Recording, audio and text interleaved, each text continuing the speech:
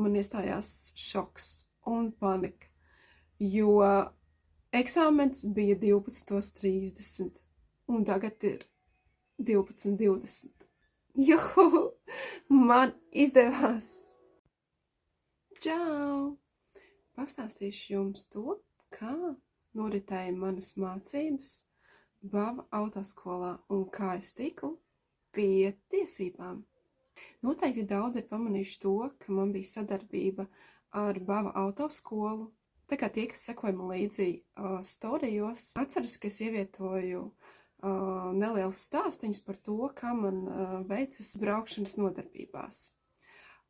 Līdz pienāca brīdis, ka man bija jāliek braukšanas eksāmenu. Ar pirmo braukšanas eksāmenu es jau biju dalījusies, kur jums pastāstīju, ka man tas neizdevās. Kopumā man ir bijuši 7 autoskolas braukšanas eksāmeni, un 6 es no tiem nenoliku. Noliku ar 7. reizi. Un pastāstīšu, kā man gāja. Un es arī pārstāju publicēt savus video storijos, jo bez asarām es neiztiku. Es patiesībā ļoti pārdzīvoju katru neizdošanos, un tādēļ es nolēmu vairs nepublicēt šos stāstus, bet vairāk koncentrēties tiešām uz pašu braukšanu. Sākumā stress bija diezgan liels, dodoties uz eksāmeniem. Tā kā man eksāmeni bija agri sestdienu rītos, un sestdienas ir tās dienas, kad man ir jādodas fotografēt uz Super Bingo. Tas ir ļoti atbildīgi. Protams, arī eksāmens ir ļoti atbildīgs, bet ja man neizdodas eksāmens, tad līdz ar to es visu dienu ļoti pārdzīvoju, nevarēju tā kā saņemties dienai, un man tas tā kā izsita no līdzsvara, un man bija jākoncentrējas šim bingo darbiņam, lai gan ārēji to nevarēja redzēt, ka es ļoti pārdzīvoju, bet iekšēji es biju diezgan sagrauta. Un tādēļ es izlēmu, ka manis šie sestdienu rīti noteikti neder.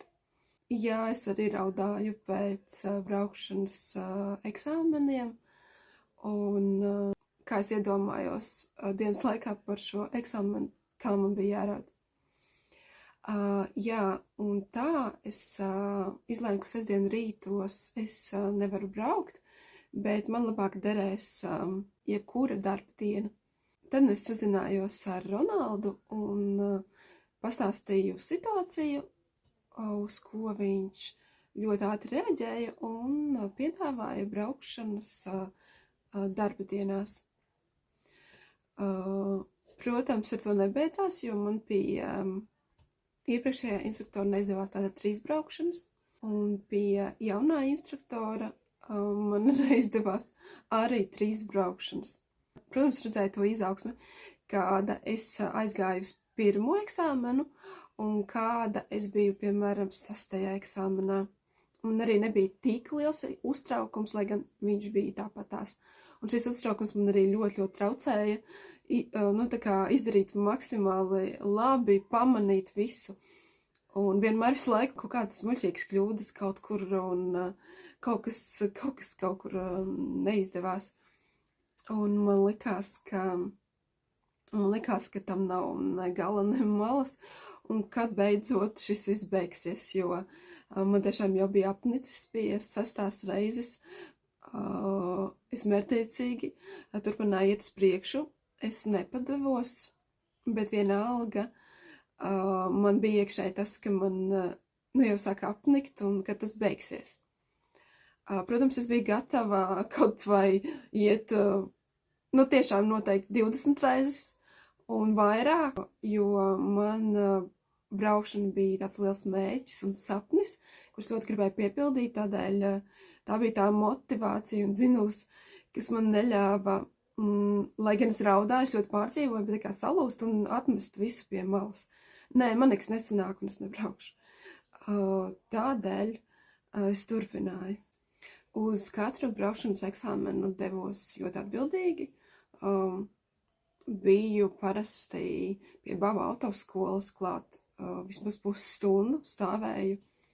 un gaidīju, pārdomāju savā galvā visu to, ko esmu mācījusies, dažādas situācijas, kā jāparkojas, uz kur pusi stūra jāgriež. Ja visu pārdomāju, un iespējams varbūt pat tas traucēja, ka es biju tik laicīgi, un man bija laiks sastresoties nevajadzīgi, un tas traucēja pašās braukšanās, pašos eksāmenos. Jo es pastāstīšu stāstu, kāda bija tieši mana 7. braukšana, kur es nokārtoju. Ar pārliecību, ka man bija pierakstīts eksāmena brauciens 1:30.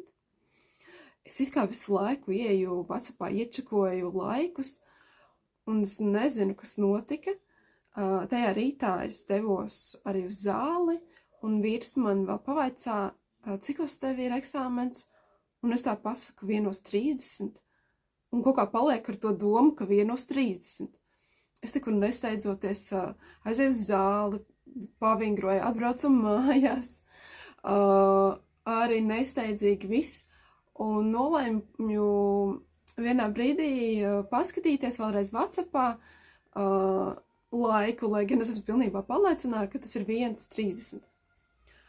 Un es 12:20, pulkstens bija tad 12:20, ka es to izdarīju un iegāju paskatījos eksāmenu laiku, un man iestājās šoks un panika, jo eksāmens bija 12:30, un tagad ir 12:20. Visas domas galvā, protams, tas, ka man ir jātiek, man nav vispār variantu. Un es ātri atrodu taksi, man bija saglabāta adrese, un man bija kaut kāda pēdējā adrese, tā, kas saglabāta Benjamiņas iela. To es uzreiz uzspiedu, jo zināju, ka tas ir turpat kaut kur blakus.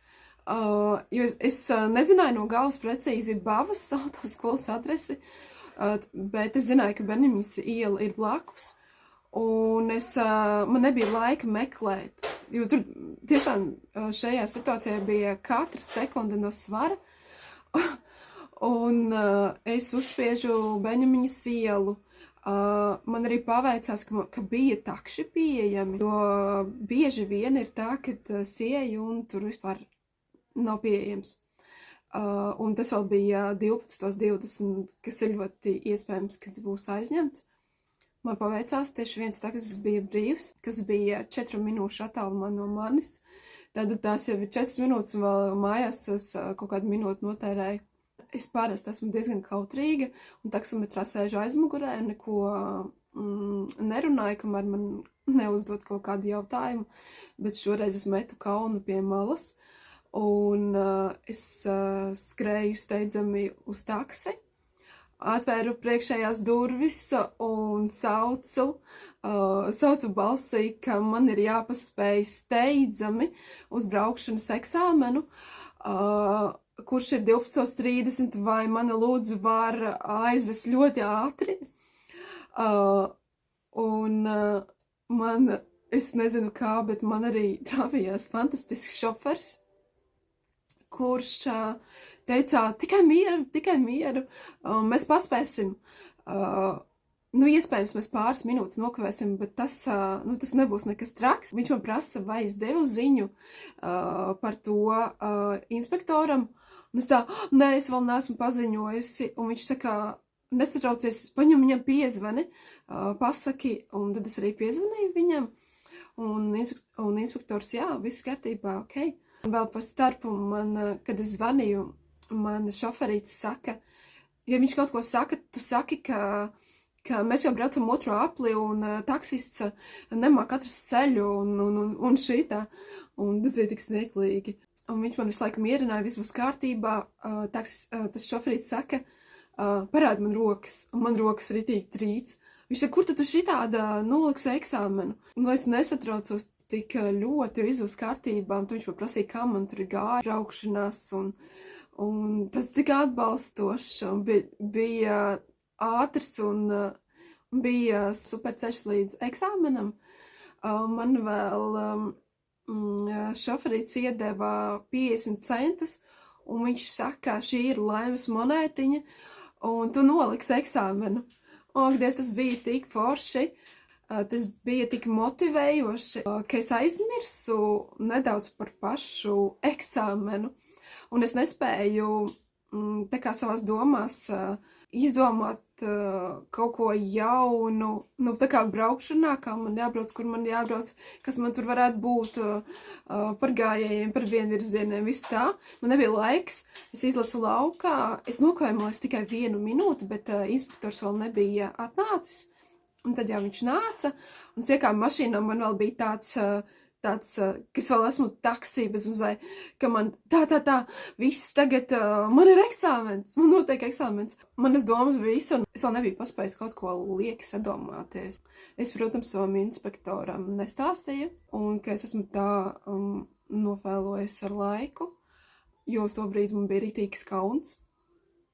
Es tikai viņiem pateicu, ka es atbraucu ar taksi, un ka man taksists iedeva 50 centus un teica, ka tā ir laimes monētiņa, kad es nolikšu eksāmenu. Un viņš pasmaidīja. Ar šo 7. reizi man izdevās nokārtot braukšanas eksāmenu autoskolā. Atstāju arī atsauksmi par braucienu vai arī par šoferīti. Un tad es novērtēju, protams, ar 5 zvaigznēm un ierakstīju komentārā paldies par braucienu, par atbalstu, un ka man izdevās nokārtot autoskolas eksāmenu. Pēc tam es pieteicos CSDD braukšanā. Man bija jāuzgaida nedēļa. Stāsts par CSDD eksāmenu. Teiksim tā, man nav nekas tāds īpašs, ko pastāstīt, kā tas, piemēram, bija uz autoskolas braukšanu. Bet CSDD es par aizbraucu, man aizveda vīrs. Man brauc arī mazais līdzi, devos uz 2. stāvu, kur ir tas pats sākums, atzīmējos, gaidīju, iznāca vairāki inspektori, un tad uzreiz tāds jau vizuālais, pie kura tu labāk gribētu un pie kura tu negribētu, un bija kāds kungs, jau gados, kur es ieraudzīju, un es pēc nodomāju, lūdzu, tikai ne pie viņa, jo man viņš šķita tāds ļoti nopietns, tāds skarbs. Un es sev teicu, lūdzu, tikai, lai man viņš nebūtu. Tad izsauca vārdus, es biju palikusi jau viena no pēdējām, un izsauc man vārdu, un izsauc tieši šis kungs, un es domāju, ak, mans Dievs, kā man neveicas. Bet viņš man teica, tad mēs teikamies lejā, 1. stāvā, un tad jau dosimies uz eksāmenu, kurus devos arī uz 1. stāvu, viņu sagaidīt.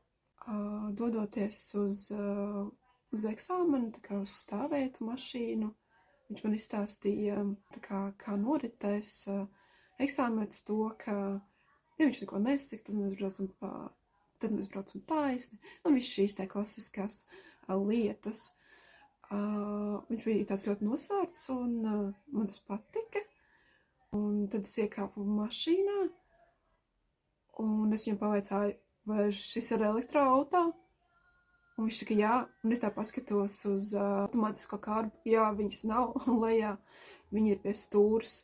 Tas bija tāds, un tas bija arī tas, ko es pie sevis biju domājusi, ka es priecātos, ja man tomēr netrāpītos elektroauto, lai gan man pašai ir, bet tieši tādēļ, ka mana pieredze braukšanā ir ar auto, kur es braucu pie sava instruktora Edmunda, un ka, lai man nav vēl liekas domas par to, ka es esmu citā mašīnā, kur kas atrodas, un tieši tādēļ es gribēju, lai man nebūtu elektroauto, bet man cenāca, ka man bija elektroauto, un tad bija tas tā ātrā apgūšana, bet nebija sarežģīti, viss diezgan vienkārši, viss aptuveni tāpēc, kā mašīnā, ar kuru es braucu pie sava instruktora.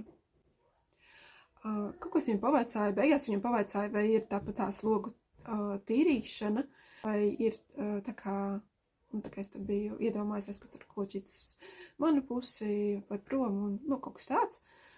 Un tad viņš man teica, viss kārtībā, ja būs nepieciešams, tad viņš man uzliks notīrīs logu. Un tad bija tāds, tad man tas satraukums tā ievērojami nokritās. Es gūtu to tā kā uzticēšanos, uzticību viņam, ka viņš ir labs cilvēks, ka viņš mani ciena, un viņam nešķiet nekas tāds, ka es nepārzinu mašīnu, un man tas ļoti patika, un tā bija tā kā cieņa pret mani.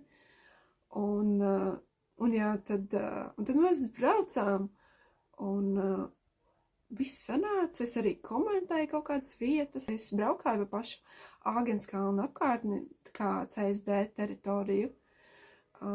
Mēs arī izbraucām uz tā kā to Bauskas ielu, laikam tā saucās, kur ir tā kā uz 70, tur apgriešanās, tur mēs izbraucām.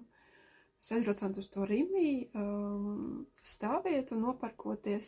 Es izbraucu caur dzīvojamo zonu, un man bija arī tas speciālais manevrs, kur jāapstājas kā strauja apstāšanās, kad tu brauc uz 30. Viņš man pat pateica, kādā ātrumā man ir jābrauc, es zināju, ka 30 nekādas problēmas, super, es varu apstāties ļoti ātri. Nosrādāju, protams, ABS sistēmu, jo, kad es liku eksāmenu, ceļi bija diezgan sniegaini. Man arī bija jāiebrauc vienvirziena ielā. Es arī diezgan komentēju šīs te ielas, komentēju ātrumu. Ja es iebraucu vienvirzienā, es tā kā dokumentēju, ka šī ir vienvirziena iela.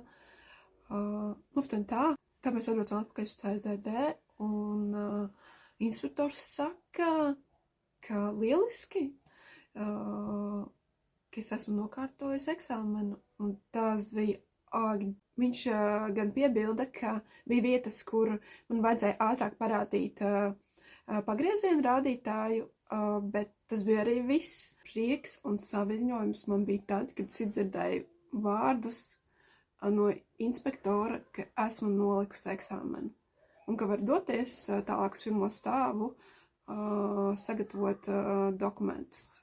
Tātad iegūt šīs braukšanas tiesības.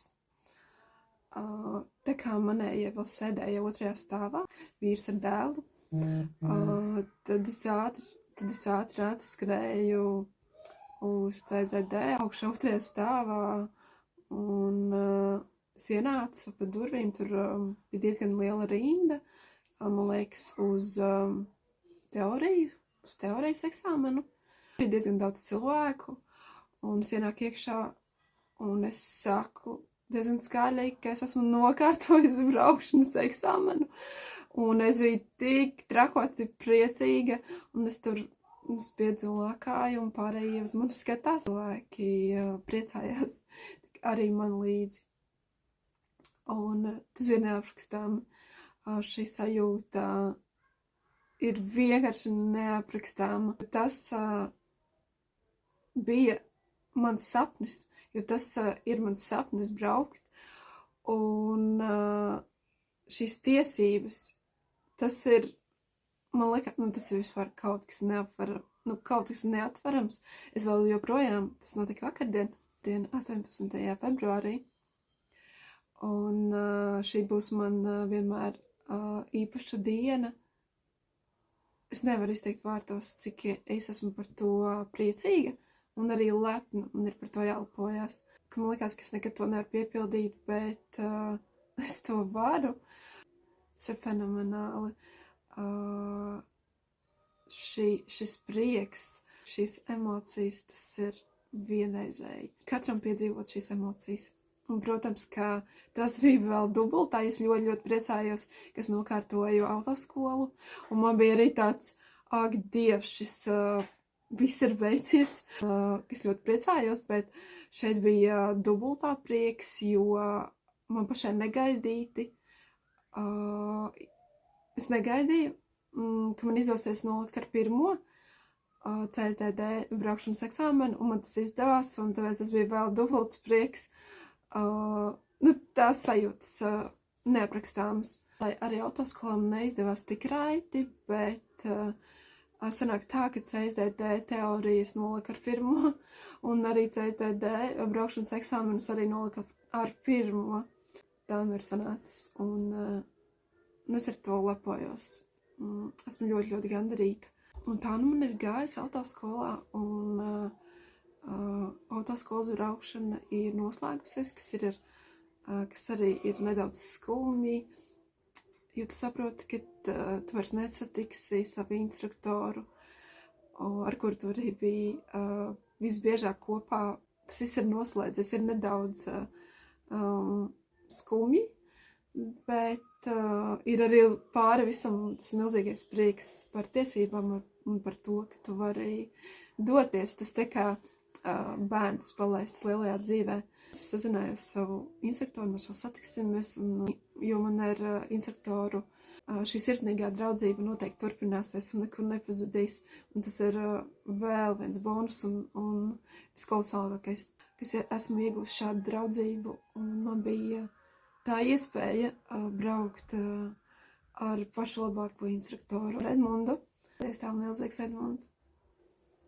Es ceru, ka no šī visa stāsta es varēju arī kādu iedrošināt, motivēt, pamēģināt nolikt tiesības, ja arī tev šķiet, ka tev jau nesanāk un tu nevarēsi, bet tev ļoti, ļoti gribētos, tad aiziet, baba noteikti ir tā vieta, ka tev noteikti izdosies, ka nedrīkst padoties, nevajag padoties.